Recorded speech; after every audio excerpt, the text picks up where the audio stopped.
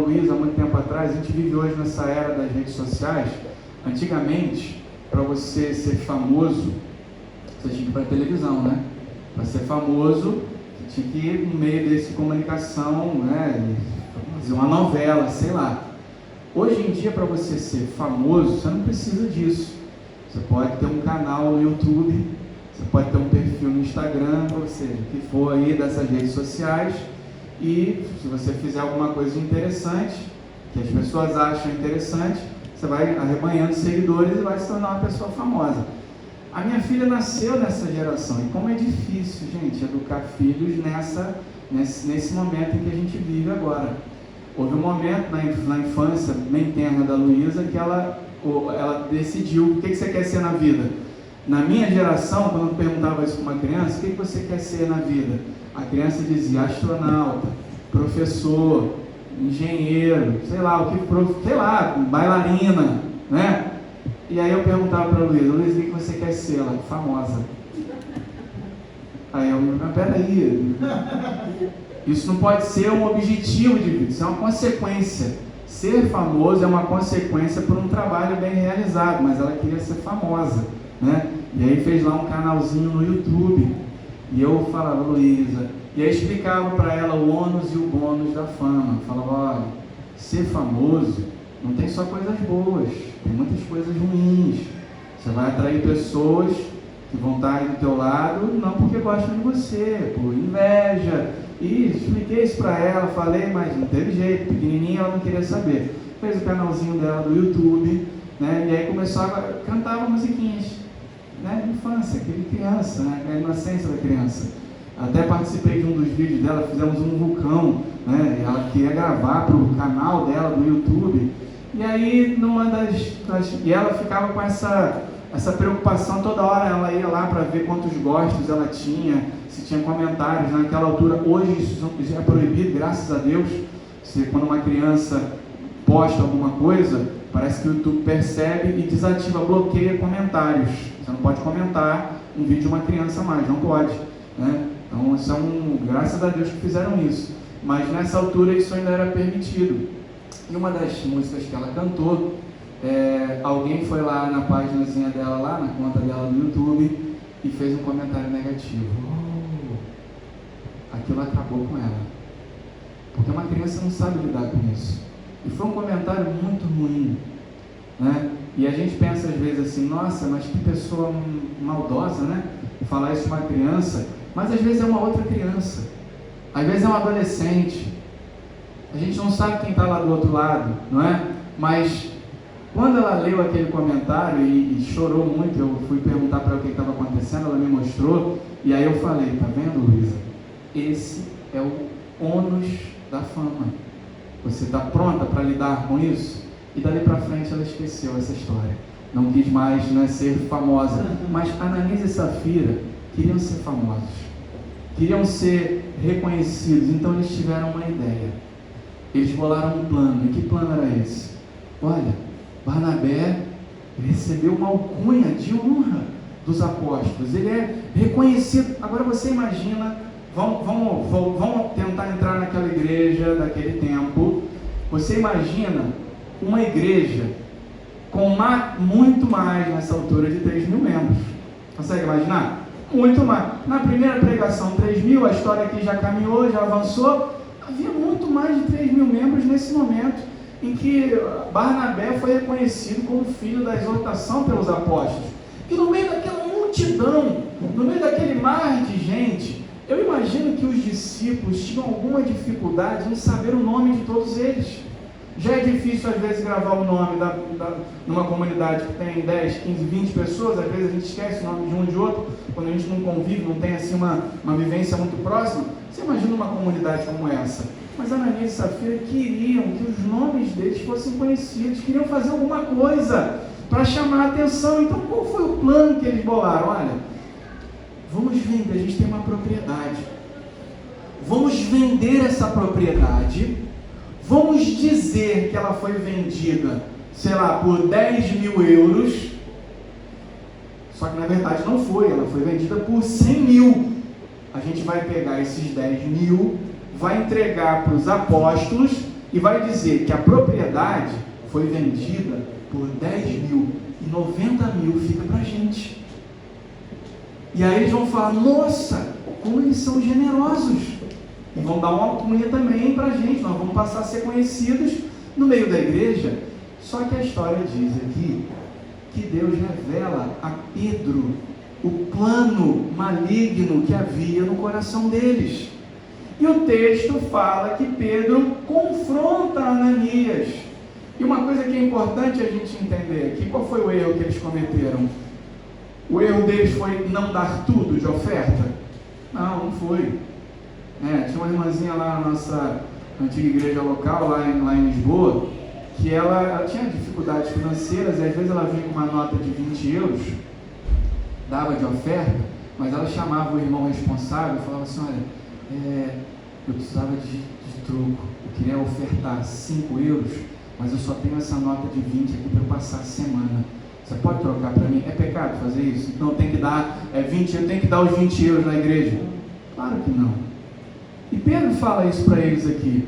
Ele fala aqui, no versículo 3, Então Pedro disse, Ananias, por que encheu Satanás teu coração para que mentisse? Versículo 4, olha, se você conservasse o campo, ele não é teu, era teu, você não precisava vender.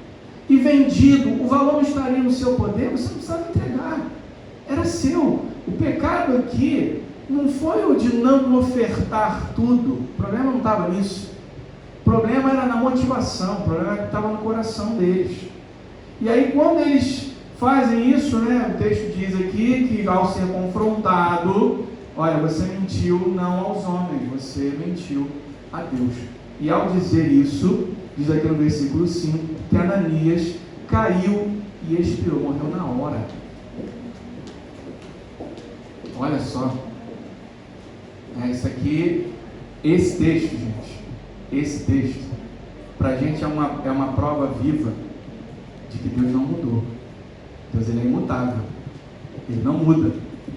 Deus, ele está levando em consideração tudo aquilo que nós fazemos nesse lugar, no meio da igreja, no seio daquela comunidade. Aquele homem, então, ele mente ao Espírito Santo, tem um plano maligno no seu coração, e aí ele cai, morre na hora. E o texto fala que a mulher vem logo a seguir. E aí Pedro dá ainda uma oportunidade. Safira, ela não sabia de nada. É verdade que você vendeu o terreno por 10 mil? E Safira fala, foi 10 mil. Por que você e teu marido entraram em acordo para tentar o Senhor? Está aí a porta, os homens que levaram o corpo do seu marido vão levar você também. E ela cai morta na hora. Uau! E diz a palavra que estes acontecimentos geraram temor no seio da comunidade. Por que Deus faz isso? Deus é mau? Não, gente, de maneira nenhuma. Até a justiça de Deus é encharcada de amor, porque Deus é amor.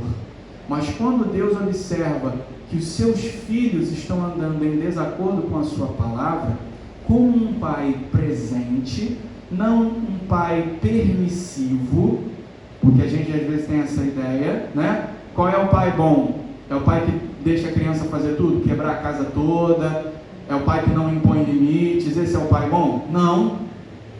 O pai bom e a mãe zelosa, presente, os pais zelosos e presentes, são aqueles que impõem limites aos seus filhos. Porque se o pai e a mãe não impuserem limites aos seus filhos dentro de casa, o mundo e a sociedade vão impor esses limites. Só que com uma diferença: o mundo não tem pena nenhuma dos seus filhos. O mundo não age com amor. O mundo, quando age para destruir, para atropelar, para acabar com você. Quando o pai ou a mãe impõem regras e limites e chamam a atenção, exortam, eles fazem isso assim como Deus faz conosco. É uma justiça encharcada de amor. É uma justiça que tem como objetivo final uma mudança para melhor, uma mudança para o bem, uma mudança positiva. E foi exatamente isso que aconteceu no seio daquela comunidade. Foi algo que Deus fez para que houvesse temor no seio daquela igreja, para que eles observassem, para que eles vissem, olha, nós estamos diante de um Deus que nos ama, um Deus que é amor, mas é um Deus que é zeloso. E a história diz aqui, irmãos, que esses homens então são levados a temor do seio da comunidade, e as decisões que Ananias e Safira tomaram foram fatais para eles. Concordam comigo? Fatais literalmente. Literalmente foram fatais, e as decisões que eles tomaram podem ser fatais para nós também. Porque Ananias e Safira, eles representam um modo de viver em comunidade que pode ser altamente destrutivo para mim e para você. E hoje eu quero aqui falar para os irmãos, eu quero deixar para a sua consideração, para a sua reflexão ao longo dessa semana, eu quero falar aqui de 3 decisões que esse casal aqui tomou, 3 decisões erradas que podem nos levar ao fracasso na igreja e na vida. A primeira decisão, o primeiro erro fatal que Ananias e Safira cometeram e que eu e você podemos cometer, que pode se revelar realmente destrutiva para a nossa vida em comunidade, para a nossa vida com Deus e para a nossa vida aí fora, no mundo aí que você vive, na sociedade, no seu casamento, enfim, em qualquer lugar da sociedade onde você esteja. O primeiro erro que eles cometeram e que nós não podemos cometer é o erro de uma consagração parcial. Consagração parcial. Como eu falei aqui, com relação à oferta, o que estava errado? Era não ter entregue o valor total? Não, não era isso. O que estava errado aqui, e eu quero que vocês observem no texto, o que estava errado aqui foi a motivação com que eles fizeram aquilo.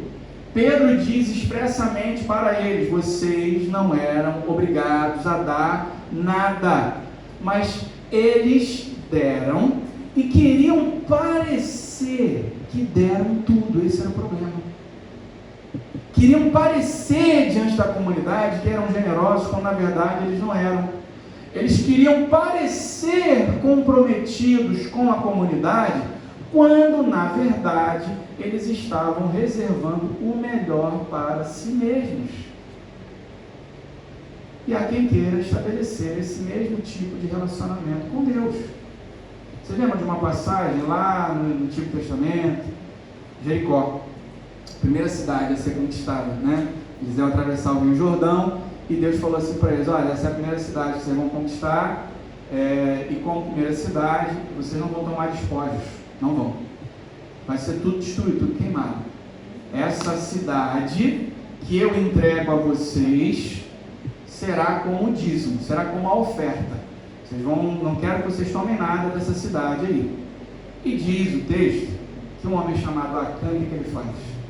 Ele vê uma capa babilônica, vê lá uns negócios, fala assim: isso também vai ser destruído, que desperdício. E diz que ele retém para si aquilo que Deus tinha dito expressamente que não era para reter, mas ele retém para si. Logo a seguir, numa batalha relativamente mais fácil, Jericó era uma cidade fortificada, eles vão lutar contra um povo muito menor, diz que eles são derrotados vergonhosamente. E Deus fala: sabe por que vocês foram derrotados? Porque alguém aqui está retendo aquilo que me pertence. Alguém aqui está retendo aquilo que não é seu. Alguém aqui não está se consagrando completamente ao Senhor. E foi por isso que vocês perderam essa batalha. E há quem viva assim a sua vida com Deus. A isso é que eu chamo de consagração parcial. Consagração parcial é quando nós damos a Deus apenas uma parte da nossa vida, mas nós reservamos para nós o melhor. Eu consagro a Deus apenas a parte problemática da minha vida. Eu procuro a Deus somente para resolver os meus problemas. Mas a parte boa, quando eu estou sendo abençoado de alguma maneira, aí isso eu não partilho com Deus. Isso eu não partilho com os meus irmãos. Mas os meus problemas, eu quero que os irmãos orem por mim. Eu quero que os irmãos me ajudem a enfrentar essas dificuldades. Mas no momento em que eu estou sendo abençoado, eu esqueço de partilhar a bênção também com a comunidade. Quantas pessoas eu conheço que são ajudadas pela igreja em momentos difíceis, estão ali atravessando dificuldades, atravessando um vale, atravessando um grande problema, e aí vai a comunidade, vai um líder, vai um pastor, vai uma pessoa, né, gasta tempo com aquela família, gasta tempo com aquela pessoa, e aí, né, o problema é superado, a pessoa consegue agora viver uma vida melhor e tal. Aí acontece um pequeno problema lá na igreja, ela sai falando mal daquela comunidade que tanto a ajudou, que tanto a apoiou, né, ingratidão, né? E aí aquela comunidade era boa quando a gente estava passando por problemas, né? Agora que eu superei, agora que a minha vida está abençoada, eu não quero partilhar esses momentos também com a comunidade, com o Senhor. Isso é consagração parcial. Consagração parcial é quando nós aceitamos a orientação de Deus apenas quando ela me favorece. Isso é consagração parcial. A gente está ouvindo a pregação, a palavra. Aí o pregador fala uma coisa que me confronta. Não, aquilo eu não quero ouvir. Aquilo, não, aí a gente começa a usar desculpas, né? Não, pastor, mas é porque no grego, no hebraico, essa palavra não quer dizer isso. A gente inventa desculpas, né? Para fugir, né? E aí, agora, quando a palavra reforça aquilo que eu já acredito, ou quando a palavra, ela de alguma forma, ela me conforta, não, isso aí eu aceito, essa parte das Sagradas Escrituras eu aceito. Isso é consagração parcial. E esse tipo de relacionamento com Deus não vai para frente. Esse tipo de relacionamento com Deus, ele é fatal para a nossa caminhada. A consagração parcial, ela é fatal na nossa vida espiritual, porque com Deus é tudo ou nada. É tudo ou nada. Deus, ele não aceita um meio louvor. Deus, ele não aceita uma obediência parcial. Não aceita. Deus aceita sim uma consagração integral, vida totalmente entregue na presença. Não existe, e aí, né, uma coisa que é maravilhosa entre os homens para revelar quem é crente ou não é o futebol. Né? Eu lembro quando a gente era mais jovem, né, ia para retiros de juventude, acampamentos, né, e aí estava lá os jovens, o Senhor, tudo crente, mas na hora do futebol é que aparecia quem não era crente mesmo, né? E ali a pancadaria, às vezes falava até palavrão, falava umas coisas lá, e aí a gente falava, irmão, que isso, irmão? Não, sou crente lá, aqui dentro não tem essas coisas, né? Tem esses problemas, tem gente que faz essa distinção, eu estou brincando aqui com a questão do futebol, mas tem gente que faz essa distinção na vida. Não, lá na igreja, tudo bem, João, eu amar o irmão, agora lá no meu trabalho você não sabe. Lá no meu trabalho, se eu não der uns gritos lá de vez em quando, falar mas tem diferença, irmão? Na verdade, lá é que você tem que ser mais crente do que aqui. Porque é lá que a sua luz tem que brilhar. É no meio da sociedade em que o sal e a luz fazem a diferença. Mas às vezes a gente faz essa distinção, né? Não, aqui na igreja, não, aqui é uma coisa. Mas no meu casamento é outra. Mas lá onde eu não é outra. Não. Deus espera de você uma transformação total e uma consagração integral. Se é uma parte da sua vida que não está transformada ainda, peça para que Deus transforme. Entrega. Você está fazendo com uma cã. Você está retendo, né? Essa área da sua vida você não quer que seja transformada. Então você está retendo aquilo e aquilo está impedindo o mover de Deus na sua vida. E você não entende o porquê. Você está retendo aquilo que tem que entregar para Deus. Deus espera de mim e de você essa consagração parcial. Ela é fatal em tudo aquilo que nós fazemos. Quando você está diante de um projeto, seja ele qual for, para esse projeto dar certo, há necessidade de um compromisso por inteiro. Você quer que o seu casamento dê certo? Então se comprometa integralmente com que o seu casamento dê certo. Eu lembro que algum tempo atrás, estava conversando com um casal de amigos que não era cristão, e eu estava para tomar aquele passo de me casar com a Fabiana. Eu estava no início da minha carreira profissional, ganhando um pouco ainda, e aí esse casal me aconselhou: quem vai casar? Vive junto, né? Se junta com ela, e vocês vão vendo aí, se der certo, vocês continuam. Se não der certo, vocês se separam. E essa mentalidade é fatal para qualquer relacionamento. Eu virei para eles e falei assim: não, você não está entendendo. Eu não vou me casar com a Fabiane para ver se vai dar certo. Eu vou me casar com a Fabiane para fazer dar certo. E essa é a diferença. É uma diferença de atitude, é uma diferença de motivação. Eu estou entrando para este relacionamento disposto a assumir um compromisso público com ela, diante de Deus, diante da sociedade, diante da igreja. Por que tem gente que toma essa decisão, né? E aí, eu quero dar um conselho a você nessa manhã, né? Talvez você viva junto e não tomou essa decisão de casar. Por que você não tomou essa decisão ainda? Você não precisa fazer uma... Aí tem gente que fala assim, eu tenho que fazer uma festa. Não tem nada disso. Isso é desculpa que a gente usa. Sabe por que muitas vezes a gente não faz isso? Porque a situação, às vezes, de viver junto facilita a separação. A gente já está naquele relacionamento com o pé na porta. Tem como dar certo? Não dá, gente. Quando a gente assume um compromisso, e quando eu me casei, eu fiz promessas para minha esposa diante do altar. Eu disse, eu prometo ser fiel na alegria, na tristeza, na saúde, na doença. Prometo te amar, te respeitar por todos os dias da minha vida, até que a morte me separe de você. Isso é muito sério.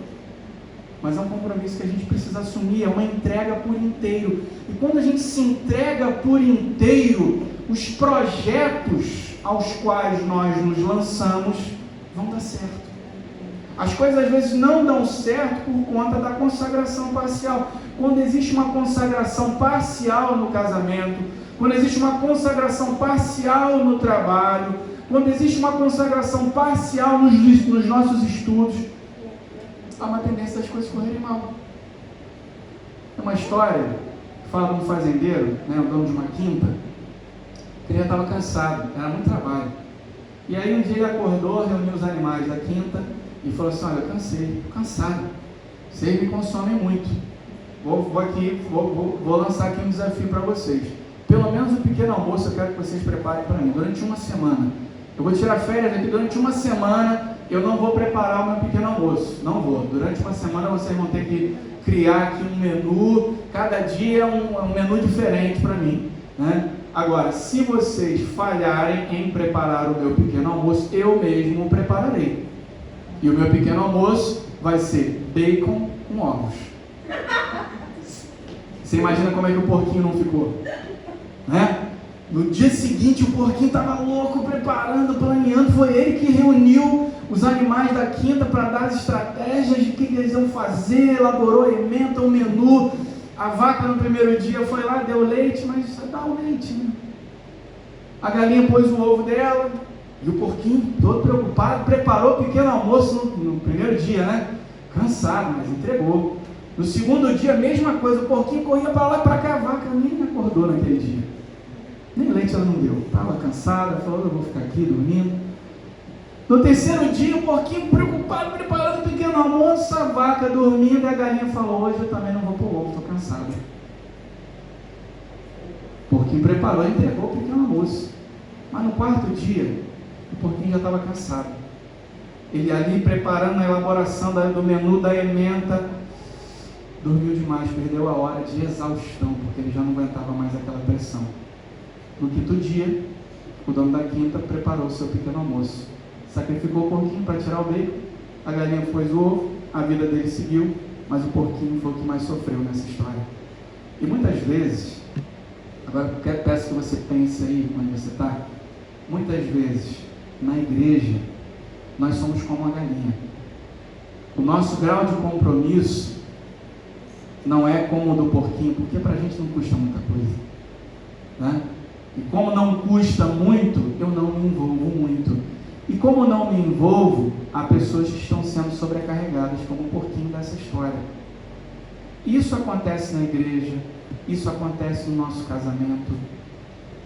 No nosso relacionamento conjugal, às vezes tem gente que está dando bacon, enquanto o outro só põe o ovo. E a gente não consegue entender o porquê que o nosso relacionamento não está dando certo. Quando o sacrifício pesa mais para um do que para o outro, vai surgindo um sentimento de injustiça, de insatisfação, até que chega um ponto que não há mais possibilidade de andarem juntos. Os dois têm que ter o mesmo grau de compromisso. os dois têm que ter o mesmo grau de empenho. Na comunidade cristã, todos nós devemos dar o nosso sangue aqui nesse lugar. Não é só esperar que o pastor, que a pastora, que o líder, e a gente fica nessa ilusão, né, de que não, eles é que... Não. Para todo, né, essa semana eu ouvi isso, para todo folgado existe um sobrecarregado. Né? Então, quando tem uma pessoa folgada demais, você pode ter certeza que alguém está sendo sobrecarregado. Lá na empresa, às vezes isso acontece. Você está trabalhando porque tem um que vai lá só pôr o ovo. Enquanto você dá tudo, você faz tudo, porque existe um prazo e tem que entregar, né? Mas às vezes é o contrário. Às vezes tem alguém lá na sua empresa que está dando sangue, enquanto você só vai lá pôr o ovo. E você é o crente da história. E aí como é que você fica conhecido? Na verdade, não é como você fica conhecido. É como a igreja fica conhecida, porque é sempre o crente, né? Não é o fulano, o beltrano, a ciclana. Também é crente. Não é isso? Irmão, consagração parcial, ela é fatal. Você quer ter uma vida plena? Entregue-se completamente a Deus, acima de tudo, e aos projetos que Ele colocou na sua mão. Entregue, consagre a sua vida totalmente. Segundo erro que eles cometem aqui, um erro fatal que pode destruir a minha vida e a sua vida, é cultivar virtudes artificiais. Você percebe aqui no texto, nessa história, que Barnabé, ele brilhou por quê? Barnabé brilhou porque ele era autêntico, aquilo vinha de dentro. Barnabé não era um ator, a generosidade e a bondade de Barnabé não eram um teatro, aquilo era dele, era inerente, fazia parte, era a vida de Barnabé. Ananias e Safira sentiram inveja e tentaram fingir ser o que não eram, para impressionar, e aí faz toda a diferença, né? Porque manter um personagem durante muito tempo é difícil, é complicado. Cultivar virtudes artificiais uma vida inteira, ninguém aguenta manter o personagem 24 horas por dia. A vida de Ananias e Safira era uma mentira, e foi isso que os destruiu. Eu conheci uma pessoa, há muito tempo atrás, que ela chegava na igreja, os filhos dela, ela levava os filhos, mas o marido, curiosamente, nunca ia. O marido não ia para a igreja.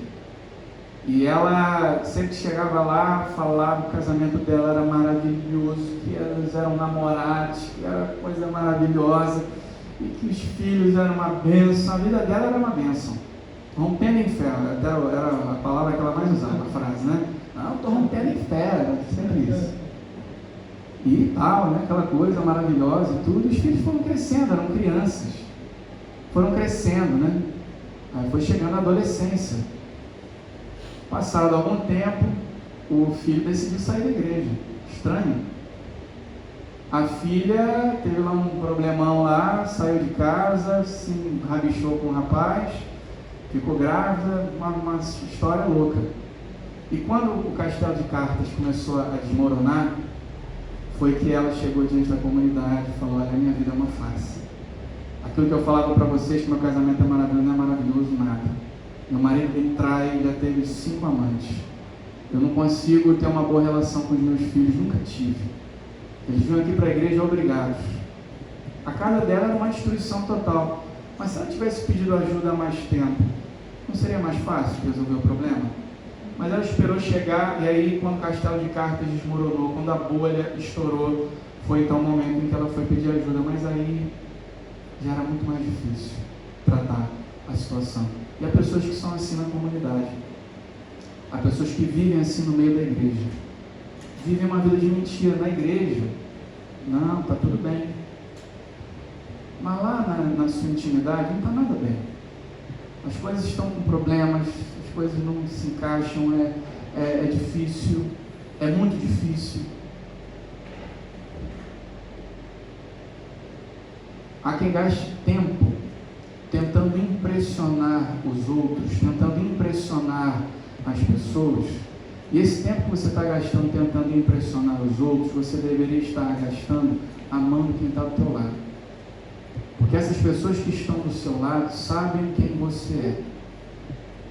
Enquanto a gente tenta impressionar as pessoas de fora, mostrando uma vida que muitas vezes a gente não tem, nós estamos perdendo quem está do nosso lado. É quando a gente sabe, não, a sua vida não é isso que você está postando nas redes sociais. A sua vida não é isso que você tenta mostrar na igreja. A sua vida é uma mentira, e eu sei disso. E não é difícil? É difícil porque uma hora o castelo de cartas vai cair. E quando esse castelo de cartas cair, pode ser difícil de remediar as situações, pode ser difícil de transformar, de mudar as situações. Gaste tempo vivendo, gaste tempo amando, gaste tempo servindo, seja autêntico, seja autêntica, seja você. Se você tiver problemas, se você tem pecados, não tenha medo de confessá-los no meio da comunidade, na igreja, para alguém, para um amigo, peça ajuda enquanto é tempo. Foi a mentira que destruiu Ananias e Safira, e é uma mentira que pode destruir a mim e a você. Cultivar virtudes artificiais mata, em primeiro lugar, a pessoa que cultiva essas virtudes, porque condena você a uma vida de escravidão a um personagem. Você está escravizado a viver aquilo. Essa semana eu vi uma história engraçada. É engraçada, mas se a gente aplicar para o nosso contexto aqui, pode ser uma vida miserável. Todos os dias de manhã, quando eu levo as crianças para a escola, eu ouço na rádio comercial, uma rubrica do Nuno Marco, O Homem que Mordeu o Cão. É muito engraçado, ele conta várias histórias engraçadíssimas. Uma história que ele contou essa semana, eu estava ouvindo com a Luísa, a gente deu algumas risadas, de uma menina que foi para um acampamento desses de férias, lá nos Estados Unidos, tem muitos lá, e foi para um acampamento de férias, e brincando com uma amiga dela, ela fazia um sotaque britânico. E aí ela fazendo aquele sotaque, um rapaz ouviu e achou que ela era inglesa, e se aproximou, né? E ela, na brincadeira, manteve o personagem.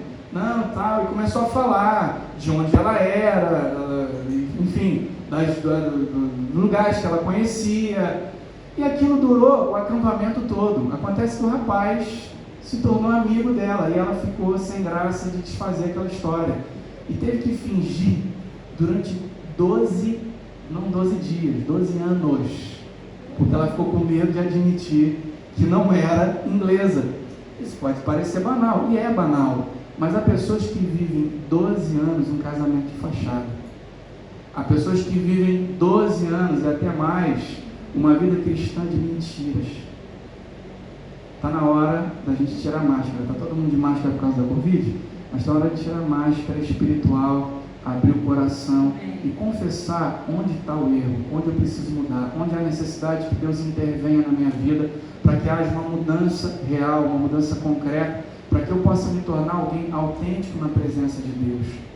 Cultivar virtudes artificiais mata as nossas amizades próximas. Eu já falei isso, né? Quem te conhece sabe quem você é.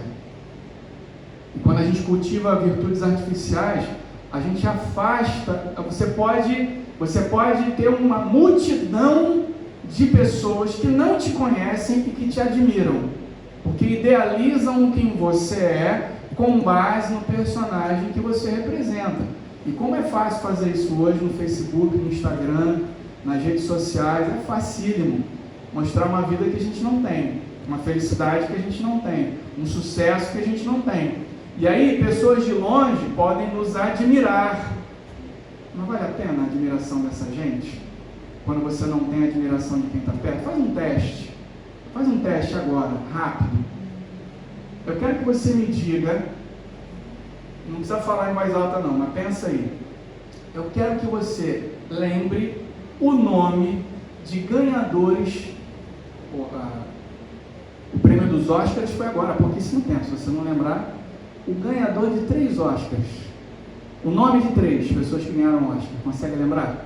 3, ator, atriz, enfim. Eu quero que você pense aí agora no nome de quem ganhou a medalha de ouro nos 100 metros rasos da última Olimpíada. Pô, fácil, gente, não lembra? Eu também não lembro. Não sei nem quem ganhou o Oscar.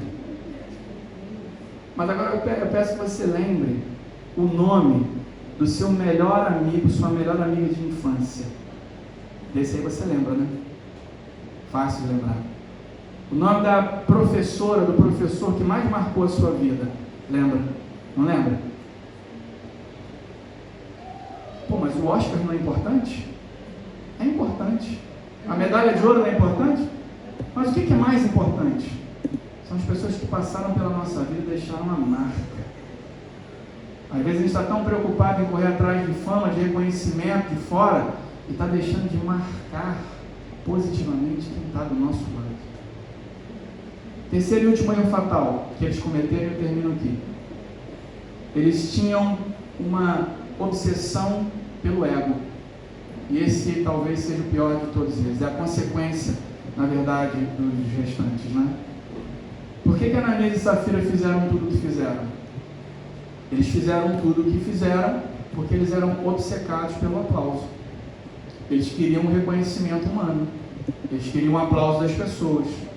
O ego deles era o mais importante.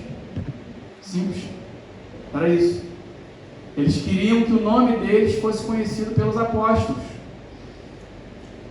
E enquanto Barnabé estava preocupado em servir, eles estavam apenas preocupados em receber. A fama e o reconhecimento que Barnabé obteve foram resultados, consequências de uma vida santa e dedicada a Deus. Foram resultados e consequências de quem ele era. Barnabé não fazia o que fazia para obter o aplauso das pessoas, ele fazia porque era um instinto natural, pacificar. Quando ele via dois irmãos ali brigados um com o outro, ele ia lá pacificar. Quando ele via uma necessidade, ele via lá, ofertava para ajudar. Isso fazia parte da vida dele. E obviamente ele começou a ser reconhecido na comunidade por meio daquilo que ele era. Mas Ananias e Safira eles não queriam ajudar, não queriam cooperar, eles queriam ser reconhecidos, eles queriam ser aplaudidos, eles queriam a fama, eles queriam. Ananias e Safira, eles eram carentes de atenção. Talvez eles tivessem problemas com autoestima, não sei. Mas esse tipo de problema, a obsessão pelo ego, ela é fatal na nossa vida espiritual, impede o nosso crescimento. Tem gente que fala assim: sabe por que eu não vou à igreja? Que a pastora não me liga, a pastora não me manda uma mensagem, é por isso que eu não vou à igreja. O teu patrão te manda mensagem todo dia para você ir trabalhar? Quando abre a época balnear, o nadador Salvador, ele manda mensagem para você: olha, abriu a época balnear, estou sentindo tua falta aqui na praia. O dono daquele restaurante lá que você gosta: deixei de ir no restaurante, porque o dono do restaurante não me manda mais mensagem para me convidar para vir almoçar. Não. Você faz isso por quê? Você vai trabalhar todos os dias, você sabe que precisa ganhar dinheiro para pagar suas contas. Você vai na praia por quê? Porque você gosta, tem prazer de estar lá. Você vai naquele restaurante porque você gosta da comida. Mas a gente deixa de ir para a igreja porque ninguém joga pétalas de rosa aqui para a gente entrar. Estende tapete vermelho. A gente tem que mudar a mentalidade, irmãos. Se nós queremos ser uma igreja que avança, se nós queremos ser uma igreja que vence, está aí, se nós queremos reinar em vida, a gente precisa desenvolver a mentalidade do serviço. Estamos aqui para servir e não para sermos servidos. Estamos aqui para cooperar, para ajudar, para fazer com que essa obra avance, dando o melhor de mim com uma consagração total a Deus, não cultivando virtudes artificiais, mas sendo autêntico na presença de Deus. E assim a comunidade vai crescer, e assim a nossa vida vai florescer, e assim vamos reinar em vida. Amém. Consagração parcial, virtudes artificiais e obsessão pelo ego são erros fatais que eu e você não podemos cometer, e que se nós estamos a cometer esses erros aqui, irmãos, a gente tem que se arrepender hoje, para que a nossa igreja, para que a nossa vida avance e para que Deus possa nos abençoar, em nome de Jesus. Amém? Vamos ficar em pé nessa manhã?